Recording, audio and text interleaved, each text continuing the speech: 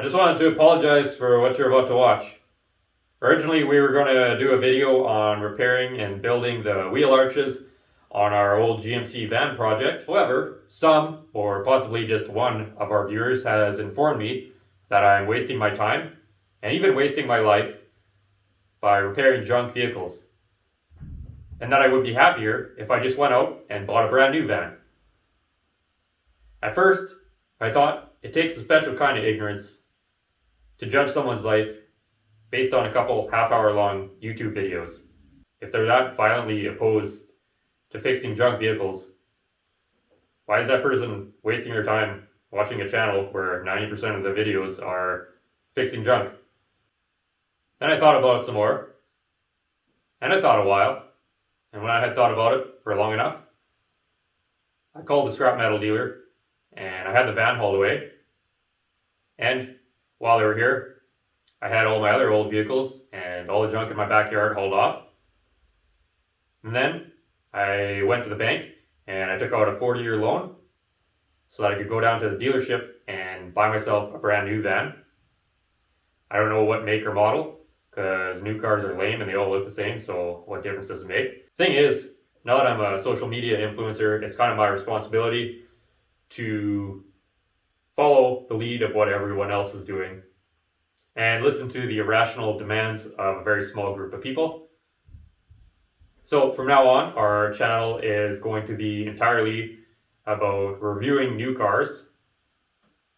Spoiler alert, I hate all of them. I've always felt like I have one of the best audiences on YouTube, and I get a lot of really nice comments from people, and I try to reply or respond to as many of them as I can. If I haven't responded or left a little heart thing on your comment, it's because YouTube has a habit of blocking people's comments or sending them to the trash bin, or sometimes they just don't show up at all. So if I haven't responded to you, I'm sorry. I know sometimes I'll see comments that show up like 3 months after somebody made them, and they're really nice comments, and it's not because I ignored you, it's because YouTube is stupid sometimes. I always felt like my viewers are intelligent enough to figure out whether they, they like a video or they want to subscribe. They don't need to be reminded every 30 seconds. But, because we're changing up the format, from now on I'm going to start actually reminding you every 30 seconds to dislike and unsubscribe from the channel. Or maybe it's the opposite of that, I'm not sure. Also, sarcasm will be getting replaced with nauseating joy and enthusiasm. So, something to look forward to. Without further ado, let's begin our review of the new van I just purchased. Hello again. Welcome back to my journey into van life. Today I'm going to be rebuilding these wheel arches here. So we have to rebuild this arch on both sides. Now there's a factory seam here which I'm probably going to end up welding up, but just for the sake of simplicity I'm going to make this as a one piece, and then this is a separate piece. So for the purposes of this video, we're going to cover fabricating this piece for both sides. And I should just put out a disclaimer that I don't really consider a lot of this to be metal shaping in its correct form. What we're doing is we're making these panels in the simplest way possible using simple tools that are available to any hobbyist for not a lot of money. So that's kind of the goal here. It's not going to be $1 million show cars. But then, on the other hand, I think this is probably, these repairs and showing how I do them are maybe realistic to most hobbyists. So obviously the goal is to inspire other people to tackle jobs like this and show them that it can be done in a simple way. If you do enjoy these type of videos, please let me know and I'll try to continue making them. So the first thing I do before I decide how big I'm going to make a patch is I grind away the paint back until I can find good solid metal and kind of poke at it with a screwdriver or a pick or whatever. If I start poking holes, then I know I have to go bigger, but I always want to try to keep the repairs as small as possible and only replace what needs to be replaced.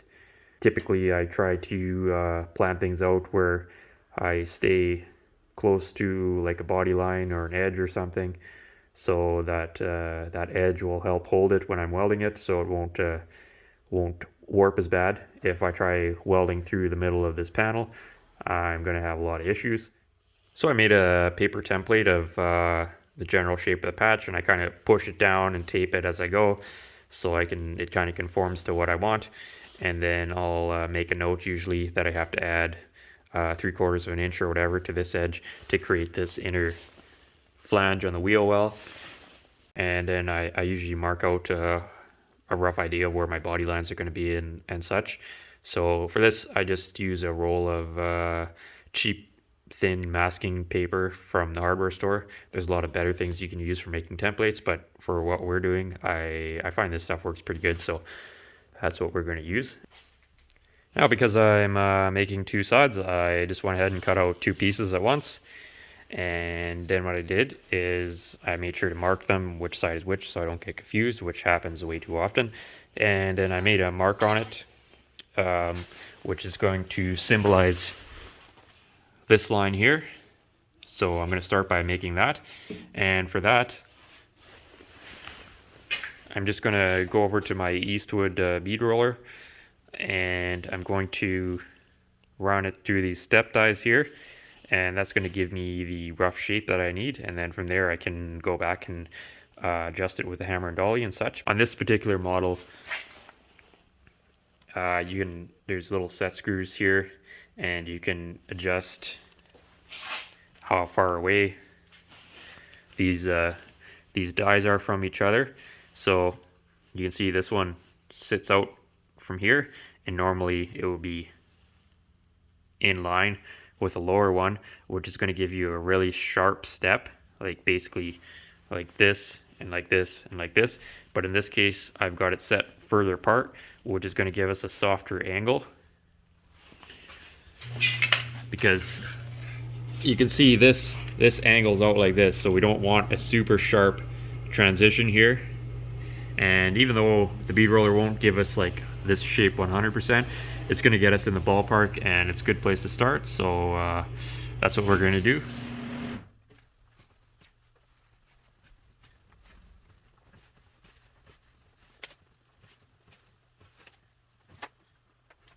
These lower end bead rollers, I try to do a couple of light passes rather than do it all at once. I did weld some bracing on this one, but it still doesn't like it if you try and force it, so better to do a little at a time.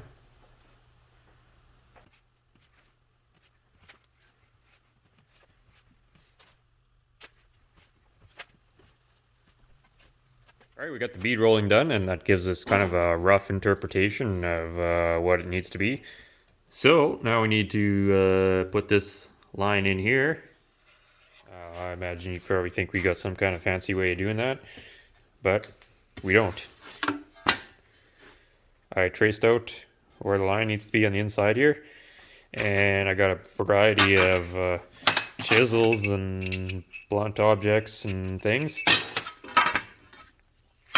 I'm just going to go along here and just hammering this into this sandbag here. I got this sandbag from Eastwood. You can, I think they also sell them at Harbor Freight and Princess Auto these days too. You can get them there. Just going to do that old stab technique and get a body line in there, and we'll see how that works out for us.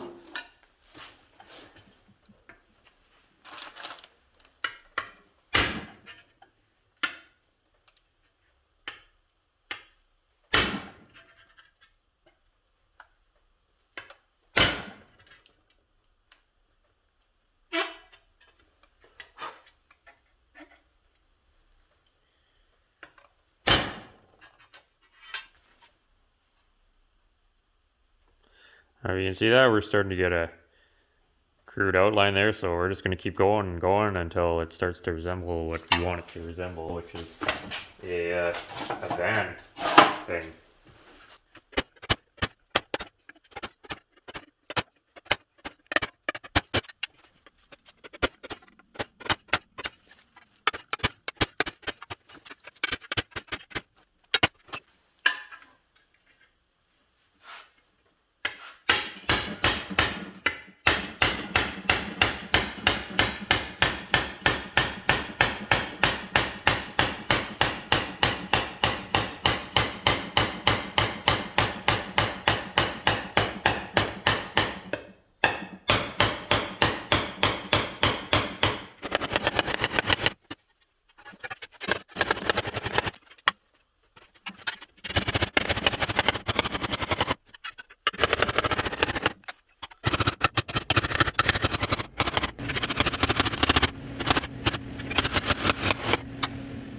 Okay, there's the rough shape beaten into it.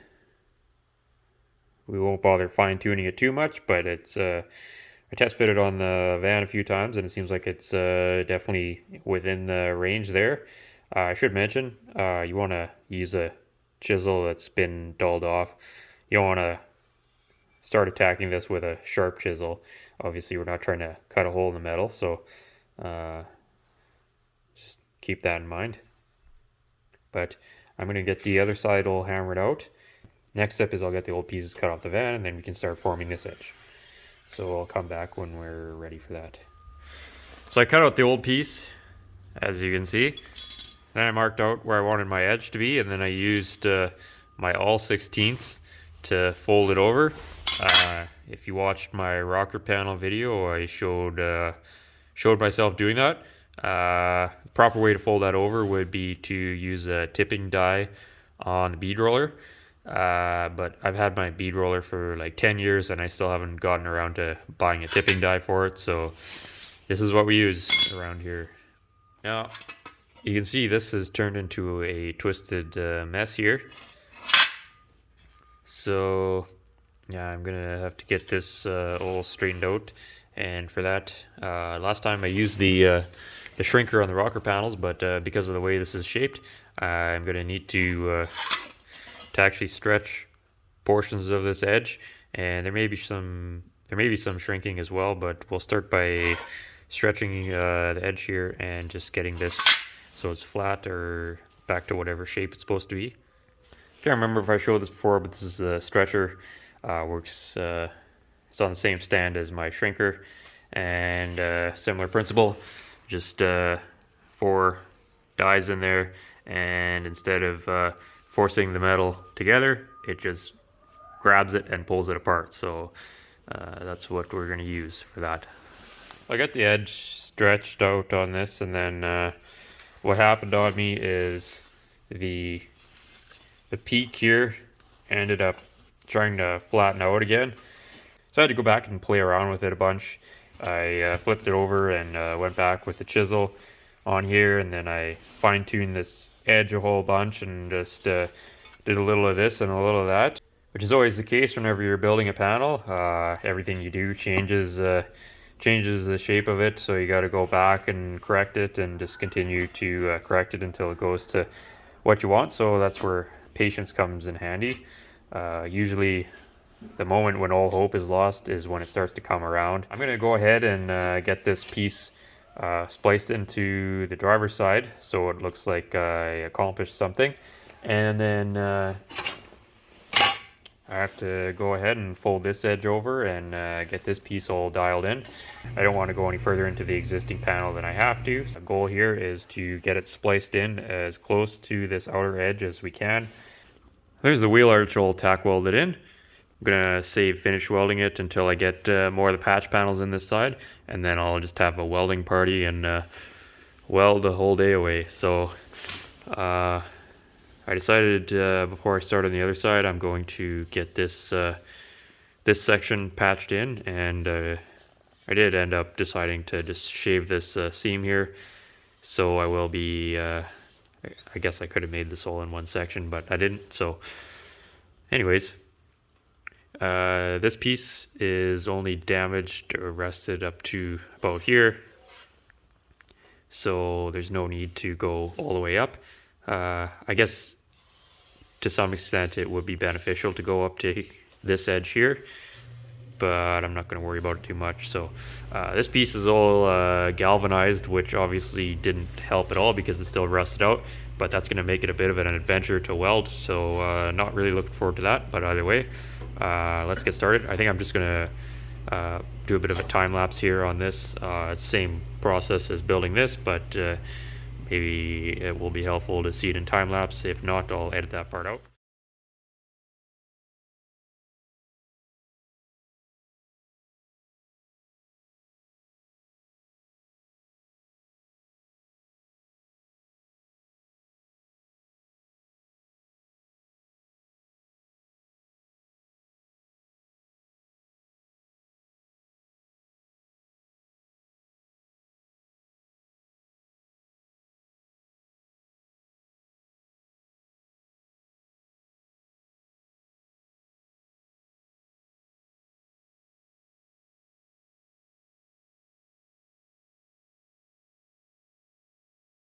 So here I am working on the second part of the wheel opening. I'm bending the edge using a crescent wrench. I decided to start with the edge on this one rather than the body line to see if there was any difference, and there wasn't. I used the chisel again to beat the body line into it.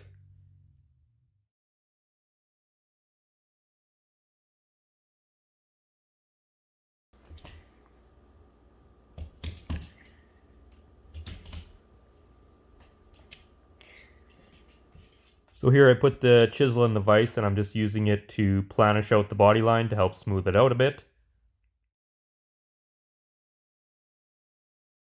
Here I'm tack welding in the outer wheel arch panel. I did paint the backside of all panels prior to welding, and later on they will be getting coated with a rust proofing wax oil.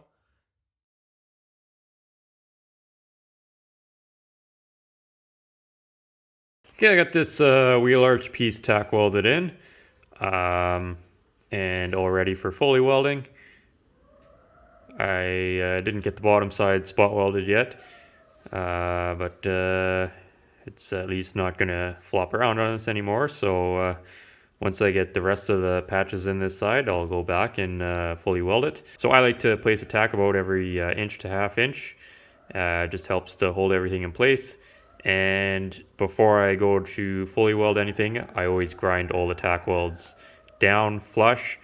If you go to weld it and you have a bunch of tack sticking up, you end up with a cold weld and an inconsistent weld, and then you can end up with pinholes and stuff. So I just knock them all down and then go back over and weld the whole thing over, and that way I know I have full penetration and I shouldn't have any pinholes. So we did have a bit of change of plans here. I was going to get the other side all welded in, but I've decided while I've got all my tools over here, it's going to be more constructive to reconstruct this.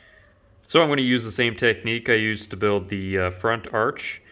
So there's not really any logical reason to show any of that. But I'm going to get this all built off camera, and then I'll come back and we've got something new to look at. So that's the plan anyways. Hey, I'm having a welding and grinding party, and you're all invited. I'm going to be welding in this wheel arch and this back section, which I already started without you.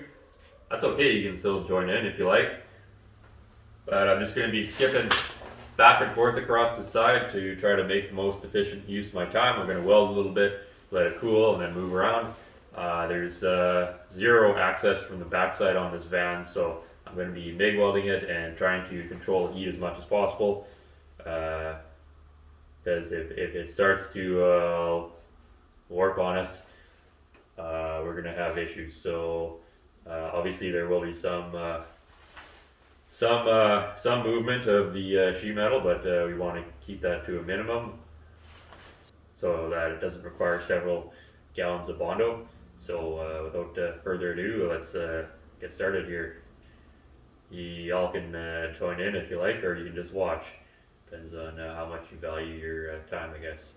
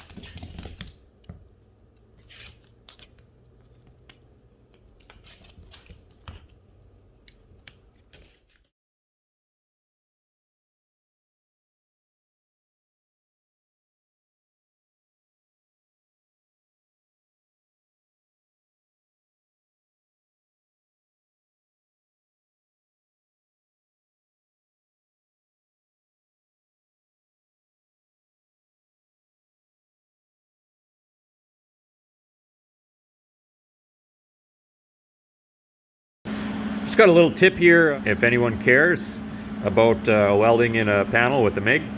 I find it's very helpful to come up with a strategy before you start welding. Now I know a lot of people say when you're MIG welding something in is to like do a little spot here, here, here, and just keep skipping around. But I have another way here that I find works a little better. So what I'll do is I'll start in the middle approximately of each panel that I'm welding, and then I'll weld about a 1/2 inch at a time. That seems to be about the magic number, and I'll weld that, let it completely cool, then I'll go next to it, weld that, let it completely cool, and then I'll come back to the other side, weld 1/2 inch there, let that cool, and then just keep working my way out. And at first it takes a while because you're waiting for the weld to cool, but by the time you get out to here and you're welding a couple different spots at a time, by the time you get this welded and then come back here and weld this is already cooled, so you can skip back and forth a lot faster as you get towards the end. I find it produces a better result than just skipping around at random.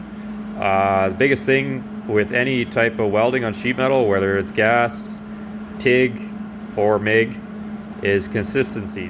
So consistent fitment, consistent heat effect zone, and consistent weld pattern. So if you're just randomly going around, you're just creating a whole bunch of hot spots on the panel, and if it starts to get away from you, you won't know what's causing what. So this seems to be a good system. And you can see here I'm sectioning it in here, and then over here I'm also welding it, and this is welded further up on the panel, whereas this is welded further down. So we have a body line, a natural body line to separate our welding patterns. So the body lines tend to hold the panel in better than you know, if you're just out trying to weld through the middle of a panel like here. So we try to strategize that way, I guess. If strategize is even a word, I don't know. But anyways, I know I got lots of other videos where I weld stuff together and usually talk about that. But just in case anyone's new here or hasn't watched those videos or forgotten or doesn't care, thought I'd just mention this again. And you know, maybe that's maybe it'll help you out, maybe it won't. Okay, there's the wheel arch all welded in. There's the back piece welded in as well. I don't think we even showed it yet, but there it is for those of you who are curious. I don't know if any of you were paying attention or not when I was making these pieces. You probably weren't, because I know I sure wasn't. But you'll remember there's a bit of a line from the bead roller on the inside here, and the factory has kind of a soft roll. So when we put these panels in, we spliced it basically pretty close to that line, and then we MIG welded it. And one of the advantages of the MIG weld is you always can build up a little bit of material there, and then you can kind of fake it out. MIG welding is a lot more user friendly for that type of situation. You can kind of cheat a bit. With TIG welding keeps you honest, because whatever the panel is when you weld it in, that's what it's going to be. So we kind of faked it out. We built it up a bit with MIG weld when we welded it, and ground it all down, so we got that smooth radius in there. And now all it needs is a light wipe with body filler, and then good to go. So same sort of deal on this seam here. We had to go a bit further out on this one because the rust had extended, but either way we kind of got it in there. We were able to get that line kind of radiused out and looking sort of the way it should. I know people always ask at least once in these type of videos, well, should I MIG weld or should I TIG weld? What are the advantages, disadvantages? I thought I'd just mention that again here. I probably mentioned it before, but I like MIG welding for when I don't have access. All of these panels, I don't have access. So there's kind of a myth, I guess, that if you TIG weld something, you'll just weld it in and it'll just be perfect. That almost never, ever happens. So with TIG weld, you get quite a bit of distortion and warping, which with the MIG weld, you get a much smaller heat effect zone. so you don't have as much. Now when it does warp with a MIG, it's pretty hard to straighten out, but on these blind panels we can really keep the heat down and just burn them in with a MIG. Now I did get the panels on the other side here all fabricated and tack welded in. I haven't finished welded them yet. You see, we got this wheel arch piece in here, and again, haven't fully welded that yet. I did have to do a little piece in here. Don't ask me why it didn't like rust out anywhere else. It's still all solid through here, so I'm not going to ask too many questions. I'm just going to fix it and be glad I didn't have to build this entire arch, but I do have to build this back section here, so you know,